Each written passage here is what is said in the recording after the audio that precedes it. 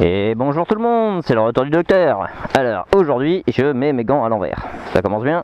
Aujourd'hui on va essayer la Honda Africa Twin, donc un 1000 cm3 bicylindre. Celui-là est équipé de la boîte DCT, donc boîte automatique.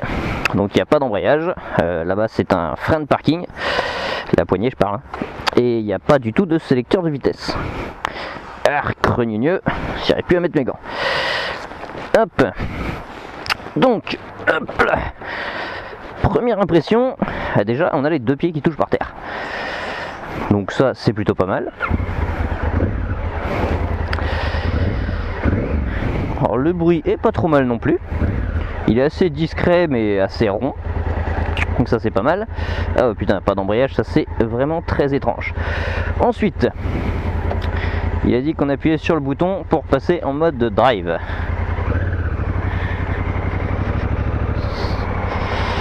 Hop, c'est extrêmement bizarre.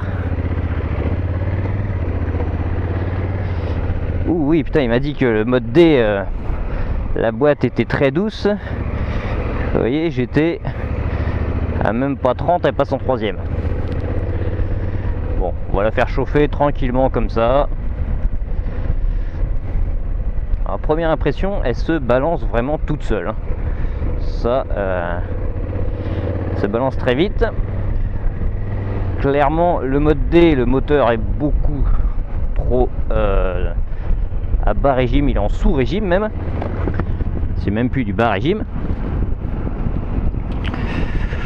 La selle est relativement confortable comparée à pas mal de motos.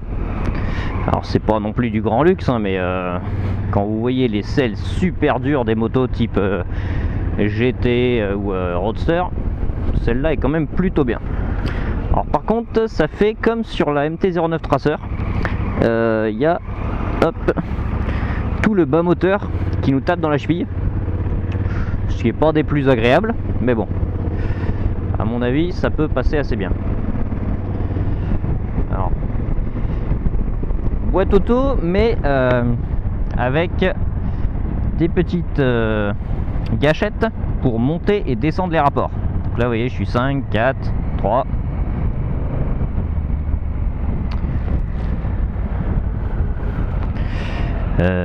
Oui putain il n'y a pas d'embrayage. Ça c'est extrêmement perturbant. Il a dit qu'il fallait passer relativement vite en mode sport. Parce qu'en mode soft, en mode drive pardon. Oups, il y a des boutons partout.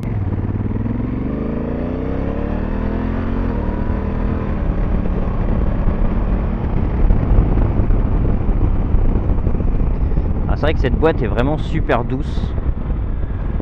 Oh, pas d'embrayage. Alors il savait plus trop pour le mode soft.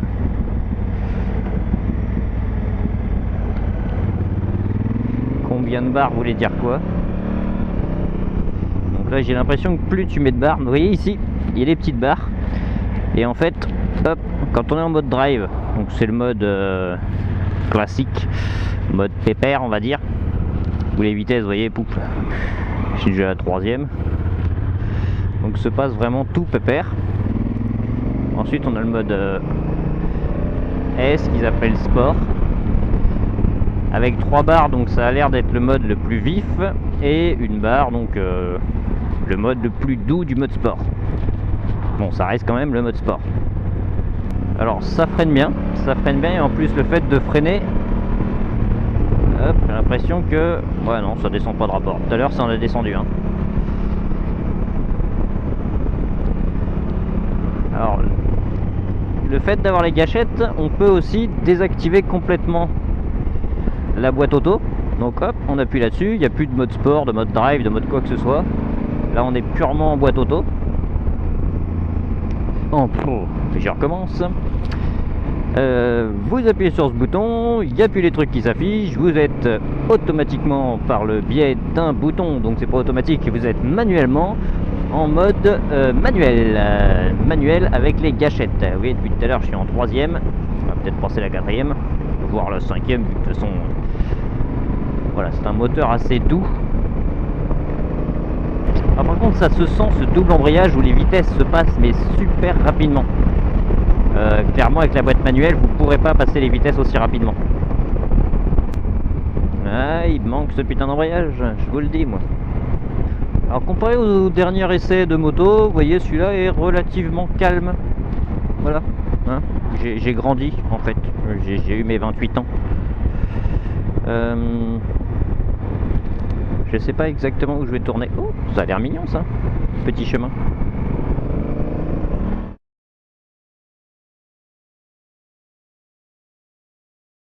Bonjour tout le monde, c'est le retour du docteur. Alors aujourd'hui on va essayer la nouvelle Honda Africa Twin 2016. Alors la première partie de la vidéo, la caméra était pas allumée. Comme un con, j'ai dû l'éteindre et de l'allumer vu qu'elle était déjà allumée avant, bref on s'en fout. Donc on va recommencer depuis le début. 95 chevaux. Allez voir les comparateurs professionnels si vous voulez avoir les caractéristiques techniques, il y en a bien assez. Moi je vais plus vous donner mon ressenti à chaud. Voilà, même s'il fait pas chaud, c'est pour ça que j'ai les gants d'hiver alors qu'on est dans le sud. Le rayon de braquage est tout simplement monstrueux. Elle peut tourner dans un mouchoir de poche. La seule difficulté, c'est qu'elle est quand même pas toute petite, ce qui fait que on a un petit peu de mal à la faire totalement braquer. Bon, après c'est la première fois que je l'utilise, hein, donc soyez indulgents. Allez.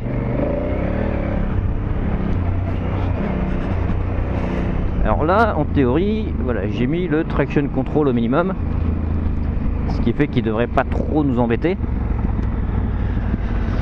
Et concrètement, je sais pas où je suis. Donc, oh. Alors les manœuvres à l'arrêt. Yeah. Yeah.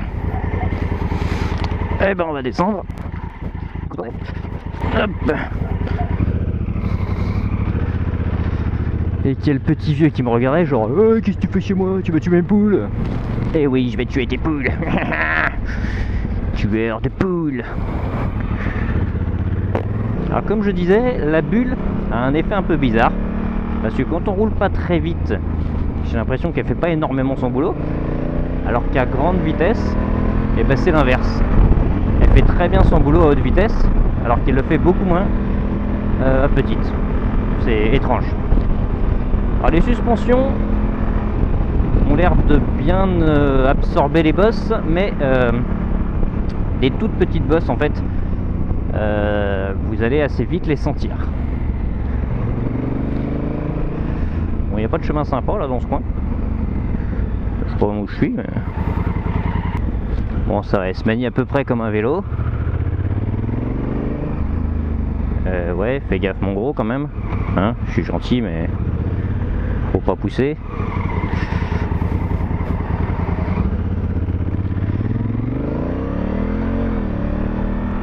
Alors le fait de pas pouvoir avoir un espèce de frein moteur avec l'embrayage, donc plus dans le sens où la moto est un peu prête à partir en arrière et que vous vous servez de l'embrayage pour l'empêcher de partir en arrière, et ben ça vous ne l'avez pas avec la boîte automatique évidemment. Alors je sais pas du tout où je suis, mais je trouve ça mignon. Voilà, donc je découvre. Vous voyez, c'est ce genre là où vous êtes obligé de freiner.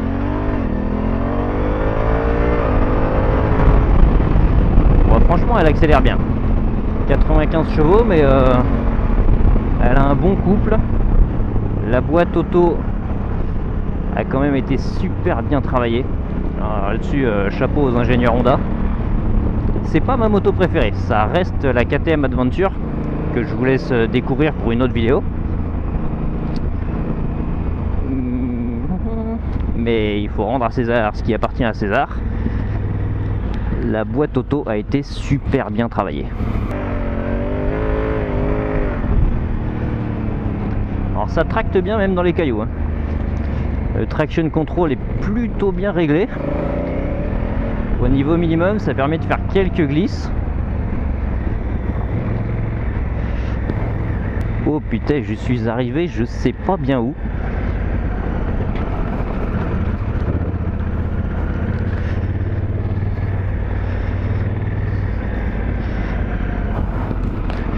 c'est l'Etanto, je crois.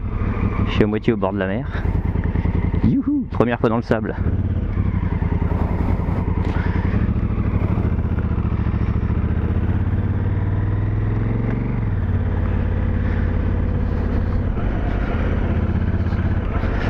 Alors la petite se faufile plutôt bien. En même temps, c'est un peu des chemins pas trop compliqués.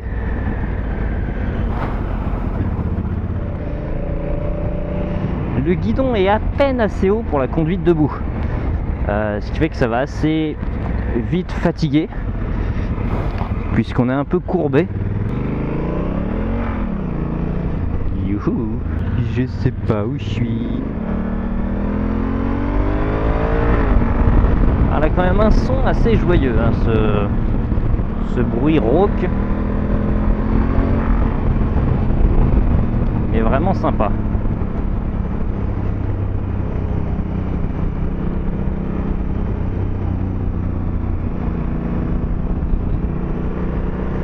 Alors la conso,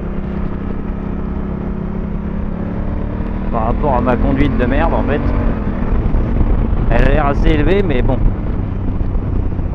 je suis pas un gars qui va en conduite drive quoi, en gros. Mode vieux pépé.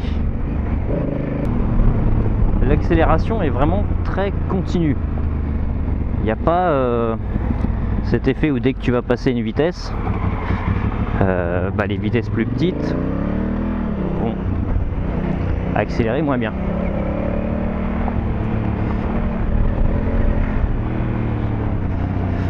J'ai dit que de la merde. Donc en gros c'est normalement quand vous passez une vitesse, plus la vitesse est élevée, c'est-à-dire qu'en sixième vous aurez fatalement une accélération plus faible qu'en première. Et ben cette impression est assez bien gommée. C'est-à-dire que la boîte est très bien étagée. Et surtout, le DCT fait bien son boulot. Il n'y a pas les à-coups à chaque changement de vitesse.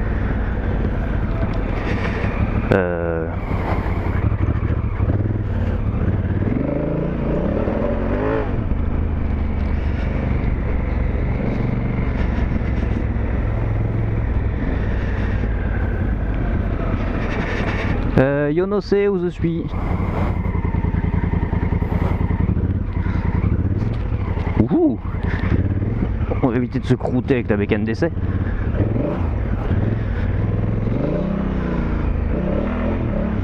Bon, en tout cas, elle pédale plutôt bien. À mon avis, les pneus sont pas des plus géniaux.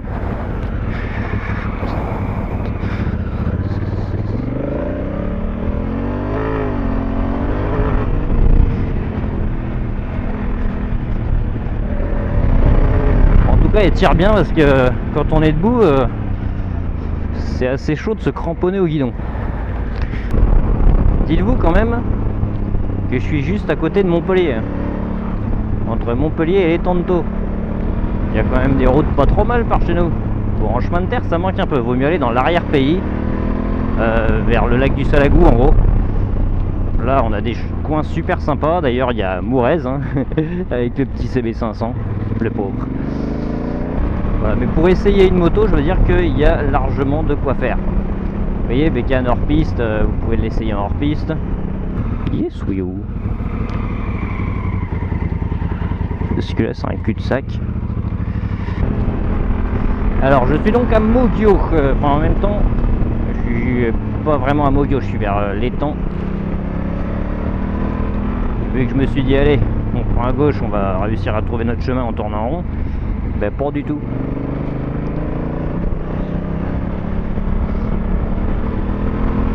Alors verdict sur cette moto, c'est vraiment une super moto. La boîte DCT, même si je préférerais avoir une boîte classique, est franchement une belle invention qui a été bien travaillée.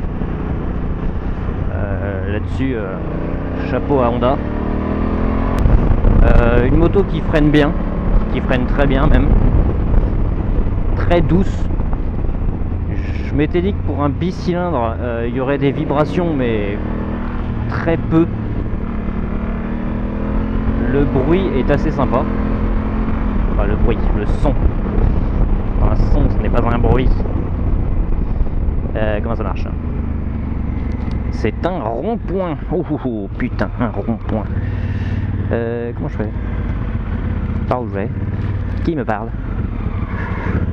Oh, on va essayer par là. Bref, je disais, position de conduite.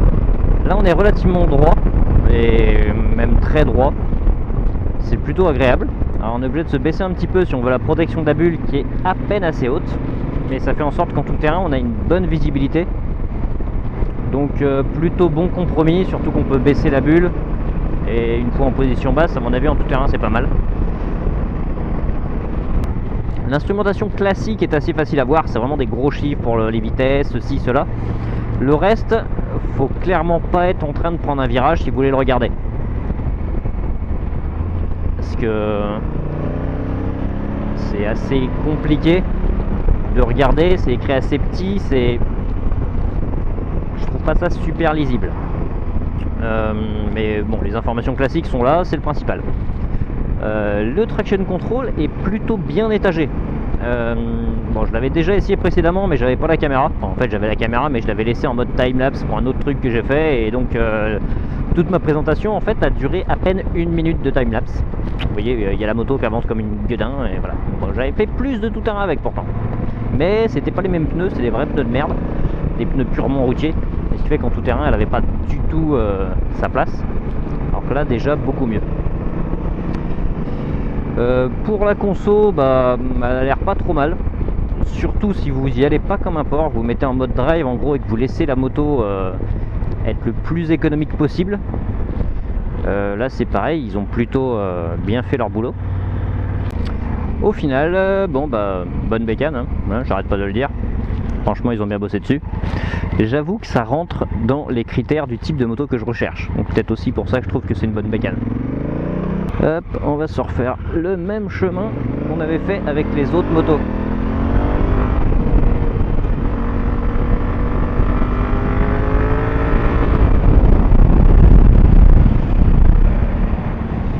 Oh, les nids de poules, les avalent comme qui rigolent.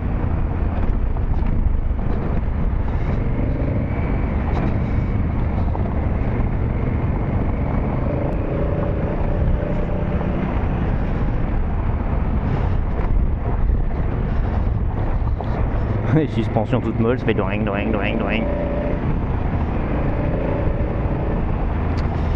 Et voilà, on va s'arrêter là. C'était juste pour voir les chemins de terre un peu roulants.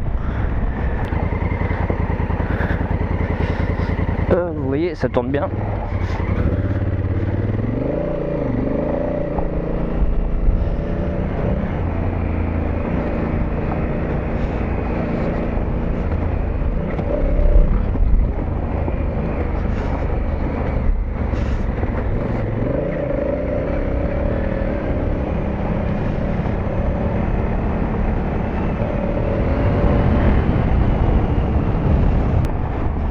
Je sais pas si c'est vrai ou pas.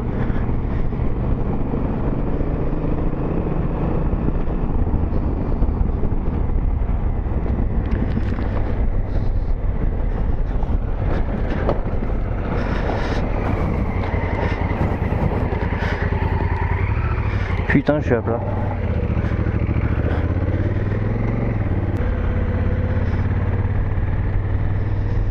Ouais, en fait j'ai mon truc à crever.